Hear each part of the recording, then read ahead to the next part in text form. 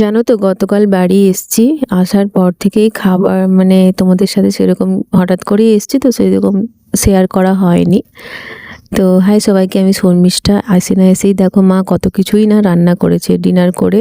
তারপর আর সকাল থেকে এটা না আমার এত পছন্দ, মোচা খেতে কে কার কার ভালো লাগে, আমার তো ভীষণ লাগে। মা রান্না করেছিল ছোলা দিয়ে, আর রান্না করেছিল একটু মাটন, আগে থেকে ম্যারিনেশন করে রেখেছিল, যেটা প্রায় 2 ঘন্টা মতো ছিল। তারপর রান্না হয়েছে। এই দেখো মোচাটাকে একটু জলে সেদ্ধ করে এখানে মাংসর জন্য আলু ভাজা হয়ে যাচ্ছিল। আমার তো ভীষণই ভালো লাগে। আর দেখো এই পুচকিটাও আমরা এসছি বলে আমাদের সাথে দেখা করতে এসছে, একদম পুচকু। জানো তো আমাদের এখানে এসে দেখছি ওকে নতুন মানে এইবারে এসছে আর কি। তোমরা সবাই কেমন আছো? আশা করছি সবাই ভালো আছো, আমি মোটামুটি ভালো আছি। দেখো মোচার রান্না হয়েও গেল, আর এত ভালো টেস্ট হয়েছিল কি আর বলবো।